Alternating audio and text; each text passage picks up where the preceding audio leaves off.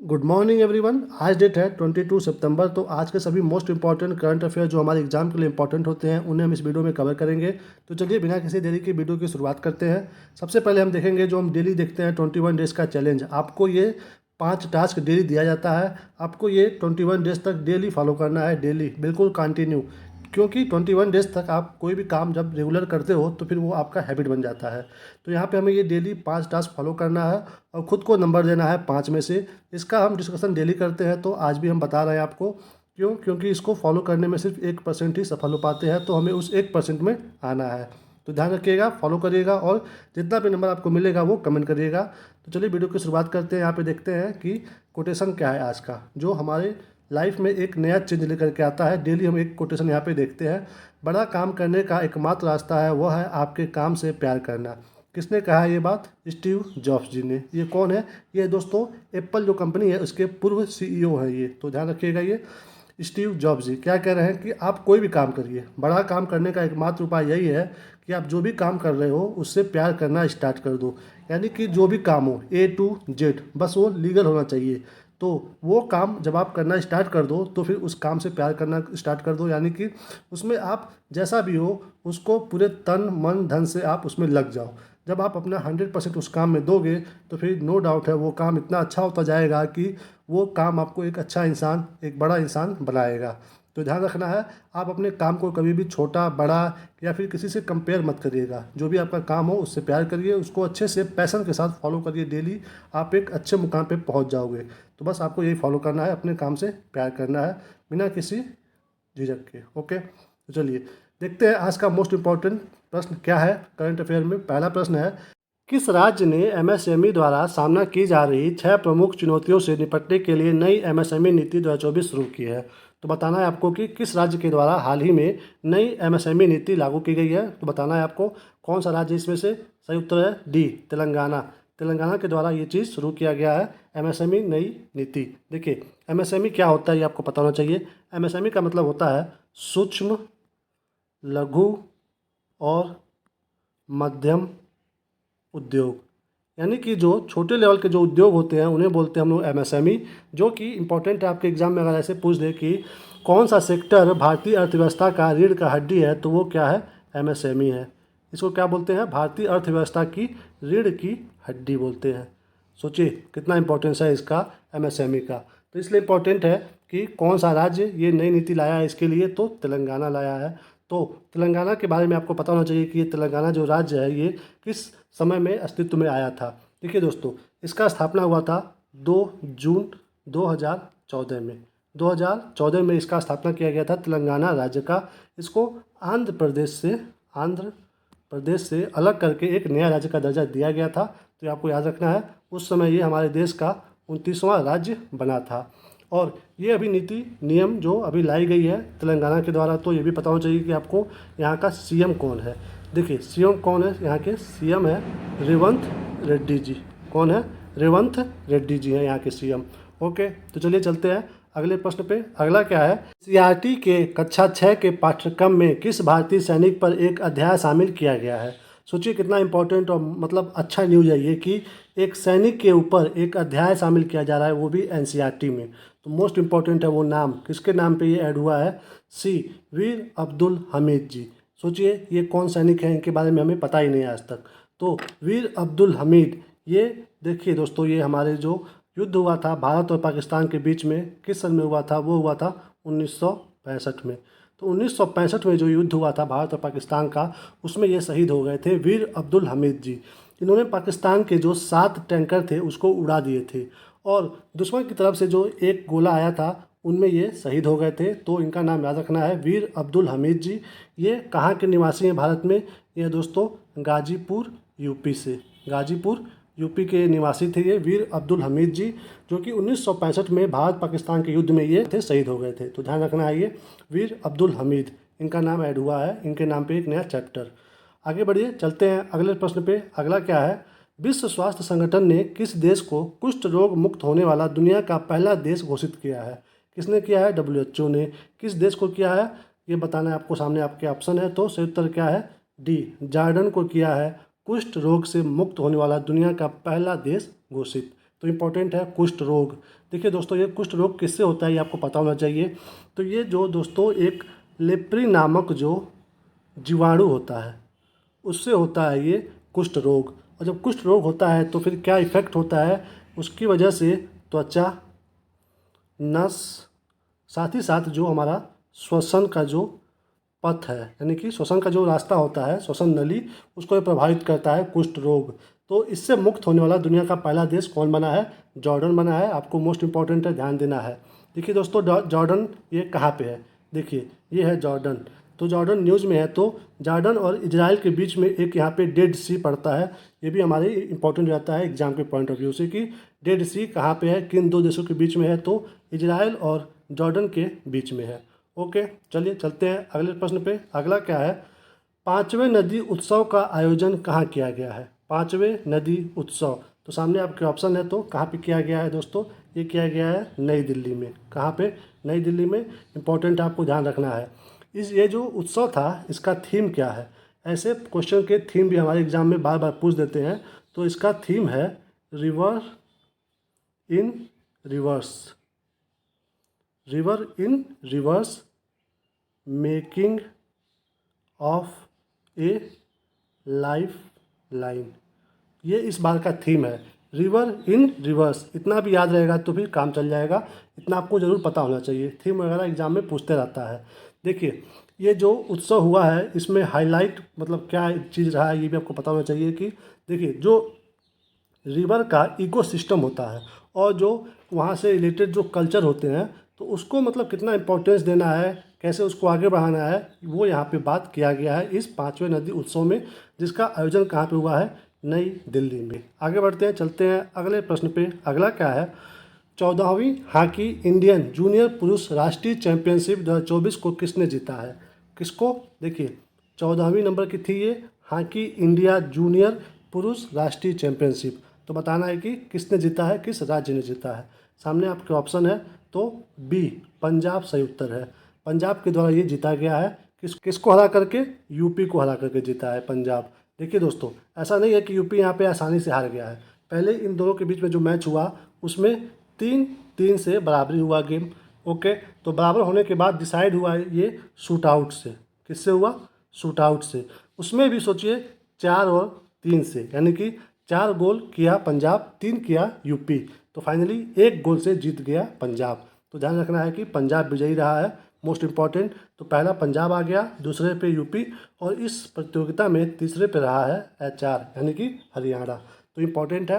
अगर आपके एग्जाम में ये भी पूछ दे कि इसका आयोजन कहाँ पे हुआ था, तो ये हुआ था दोस्तों, एक स्टेडियम है Olympian Surjit Singh hockey stadium. कहाँ पे? ये जालंधर में है, पंजाब में। तो वहाँ पे इसका आयोजन हुआ था, Olympian Surjit Singh hockey stadium Jalandhar में। तो वहाँ पे पंजाब विजयी रहा है, यूपी को हराया है, तीसरे पे हरियाणा रहा है। ओके, चलिए आगे बढ़ते हैं, चलते हैं अगले प्रश्न पे। अगला क्या है? वैश्विक साइबर सुरक्षा सूचकांक 2024 में Tier 1 का दर्जा किस देश ने हासिल किया है? किस सूचकांक में? साइबर सुरक्षा सूचकांक में। बताना है आपको Tier 1 में कौन शामिल हुआ है, कौन सा देश। तो सही उत्तर क्या है इसमें से? सी भारत। अपना प्यारा भारत साइबर सुरक्षा सूचकांक के Tier 1 में शामिल हुआ है। जो Tier 1 है इसमें टोटल 46 देश हैं, जिसमें अपना भारत भी शामिल हो गया है। तो इम्पोर्टेंट है, याद रखना है, भारत शामिल हुआ है। देखिए दोस्तों, ये जो सूचकांक है ये किसके द्वारा पब्लिश किया जाता है ये भी आपको पता होना चाहिए। देखिए अंतर्राष्ट्रीय दूर संचार अंतर्राष्ट्रीय दूर संचार संघ, इसके द्वारा ये सूचकांक निकाला जाता है, अंतर्राष्ट्रीय दूर संचार संघ। तो इसके द्वारा ये पब्लिश किया गया है। ये जो डिसाइड किया जाता है ये 5 स्तंभों पे डिसाइड किया जाता है, 5 पिलर पे डिसाइड किया जाता है कि कैसा रहा है साइबर सुरक्षा सूचकांक किस देश में। कौन कौन सा वो 5 पिलर है? देखिए एक होता है कानूनी उपाय, कि वहाँ पे कानूनी उपाय कैसे है। साथ ही साथ उसके बाद तकनीकी उपाय कैसा है वहाँ पे, कानूनी उपाय, तकनीकी उपाय और संगठनात्मक उपाय, ये कैसा है वहाँ पे देश में, क्षमता विकास कैसा है उस देश में, साथ ही साथ सहयोग कैसा है साइबर सुरक्षा को लेकर के। तो ये 5 जो पिलर है इस पर डिसाइड होता है कि कौन सा देश किस टीयर में शामिल होगा। तो अपना प्यारा भारत टीयर 1 में शामिल हो गया है, तो ध्यान रखना है। आगे बढ़ते हैं, चलते हैं अगले प्रश्न पे। अगला क्या है, चीता परियोजना के तहत अगले 10 वर्षों में किस राष्ट्रीय उद्यान में चीतों के नए समूह लाए जाएंगे। तो कौन सा परियोजना है ये, चीता परियोजना। तो बताना है कि अगले 10 वर्षों में कहाँ पे नए चीते लाए जाएंगे। तो सामने आपके ऑप्शन है, तो सही उत्तर है ए, कूनो राष्ट्रीय उद्यान में। कूनो राष्ट्रीय उद्यान ये है कहाँ पे, ये है दोस्तों मध्य प्रदेश में। ये देखिए चीता परियोजना, आपको पता होना चाहिए कि चीता परियोजना की शुरुआत कब हुई है। तो इसकी शुरुआत हुई थी 17 सितंबर को 2022 को। इस दिन क्या किया गया था, देखिए नामीबिया, आप देश पता होगा, अफ्रीका में नामीबिया देश है, वहाँ से 8 चीते सबसे पहली बार इस डेट को लाए गए थे भारत में चीता परियोजना के अंतर्गत। तो इम्पोर्टेंट है, ध्यान रखना है ये। 17 सितंबर 2022 को चीता परियोजना अपने देश में शुरू किया गया था। और इस टाइम अपने पूरे भारत में कितने चीते हो चुके हैं ये भी संख्या हमारे एग्जाम के लिए इम्पोर्टेंट है। तो इस समय 27 चीते हैं पूरे भारत में। और कूनो राष्ट्रीय उद्यान जो कि एमपी में है, वहाँ पे अब नए समूह लाए जाएंगे 10 वर्षों में। इम्पॉर्टेंट है, आगे बढ़िए, चलते हैं अगले प्रश्न पे। अगला क्या है, हाल ही में कुवियर पुनम्मा का 80 वर्ष की आयु में निधन हो गया है, वे कौन थे। ऐसे पर्सनालिटी भी हमारे एग्जाम में आते रहते हैं, तो बताना है कि कवियूर पुनम्मा ये कौन थी जो 80 वर्ष की आयु में इनका निधन हो गया है। तो ये थी दोस्तों सी, अभिनेत्री थी, मतलब ये थी हीरोइन। कहाँ की थी ये, मलयालम इंडस्ट्री की ये हीरोइन थी। तो ध्यान रखना है ये, उस मलयालम इंडस्ट्री में ये सोचिए 400 प्लस फिल्में कर चुकी थी कवियूर पुनम्मा, जिनका 80 वर्ष की आयु में निधन हो गया है। तो अभिनेत्री हैं, इंपॉर्टेंट है, ध्यान रखना है।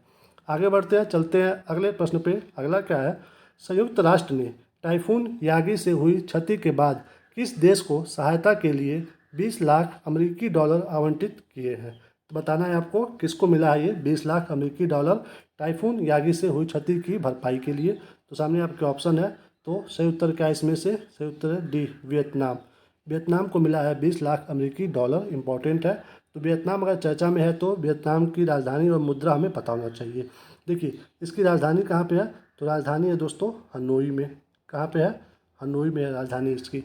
और इसकी मुद्रा क्या है, इसकी मुद्रा है दोस्तों, आगे तो वियतनामी लिखा रहता है इनकी मुद्रा में, और जो लास्ट में लिखा होता है वो होता है डोंग, यानी कि वियतनामी डोंग इनकी मुद्रा है। और राजधानी है हनोई, वियतनाम का, इंपॉर्टेंट है, न्यूज़ में है तो पता होना चाहिए। आगे बढ़िए, चलते हैं अगले प्रश्न पे। अगला क्या है, केंद्र सरकार ने किस देश की सीमा पर बाड़ लगाने के लिए 31,000 करोड़ रुपए की मंजूरी दी है। यानी कि भारत के वो कौन सी सीमा होगी जहाँ पे बाढ़ लगाया जाएगा, जिसके लिए 3100 करोड़ रुपए खर्च किए जाएंगे। तो सामने आपके ऑप्शन है, तो वो कौन से देश के सामने होगा ये बताना है। बी ऑप्शन सही है, म्यांमार। यानी कि म्यांमार से सटे जो भारत की बाउंड्री है वहाँ पे बाढ़ लगाया जाएगा। और देखिए यहाँ पे लिखा है ना, बाढ़ लगाने के लिए 31,000 करोड़। तो सिर्फ ऐसा नहीं है कि सिर्फ बाउंड्री के साथ साथ वहाँ के आसपास जो रोड होते हैं, इंफ्रास्ट्रक्चर होते हैं, उसको भी डेवलप किया जाएगा। तो यानी कि सीमा बनाना है और सड़कों का भी निर्माण करना है। तो इम्पोर्टेंट है, ध्यान रखना है। देखिए यहाँ पे ये जो सीमा है, कहाँ पे, भारत और म्यांमार के बीच में, ये कितने किलोमीटर का है, तो ये भी हमारे एग्जाम के लिए इम्पोर्टेंट हो जाएगा अब, क्योंकि ये न्यूज़ में है। तो 1643 किलोमीटर की सीमा है भारत और म्यांमार के बीच में। और भारत का कौन कौन सा राज्य है जो इस सीमा से मतलब स्पर्श होता है, तो देखिए सबसे पहले है अरुणाचल प्रदेश, इंपॉर्टेंट है, ध्यान रखिएगा। उसके बाद है नागालैंड, अरुणाचल प्रदेश हो गया, नागालैंड हो गया। उसके बाद उसके नीचे है मणिपुर, और सबसे नीचे है मिजोरम। तो इतने देश टच होते हैं म्यांमार से। देखिए यहाँ पे अरुणाचल प्रदेश में 520 किलोमीटर की जो सीमा है वो टच होती है। उसके बाद लगभग 215 किलोमीटर की जो सीमा है वो टच होती है नागालैंड से। और 398 किलोमीटर की जो दूरी है, सीमा है, वो टच होती है मणिपुर से। और 510 किलोमीटर की सीमा टच होती है मिजोरम से। तो ये टोटल मिला करके कितना किलोमीटर हो जा रहा है सीमा, 1643 किलोमीटर म्यांमार से। तो ध्यान रखना है, इतनी जो सीमा है उसको कवर की जाएगी, बाढ़ लगाया जाएगा। तो मोस्ट इम्पॉर्टेंट है। और म्यांमार अगर न्यूज़ में है तो एग्ज़ाम में पूछ सकता है कि भारत से म्यांमार किस वर्ष में अलग हुआ था। क्योंकि दोस्तों पहले बर्मा जो है अपने भारत का ही हिस्सा था, तो इसको किस वर्ष में अलग किया गया था ये आपको पता होना चाहिए। तो ये जो म्यांमार आज नाम है, ये इसका नाम, पहले जो नाम था वो था बर्मा। तो एग्ज़ाम में पूछ सकता है कि बर्मा को भारत से किस सन में अलग किया गया था। तो वो किया गया था 1 अप्रैल को 1937 में। देखिए 1937 में क्यों? क्योंकि जो भारत सरकार का अधिनियम आया था 1935 का, उसमें डिसाइड हुआ था कि बर्मा को भारत से अलग कर दिया जाएगा। तो 35 में डिसीजन आया था, 37 में फाइनली 1 अप्रैल को डिसाइड हुआ कि बर्मा अब जो भारत से अलग हो जाएगा। ओके, तो ध्यान रखना है ये सन भी 1937 में अलग हुआ था।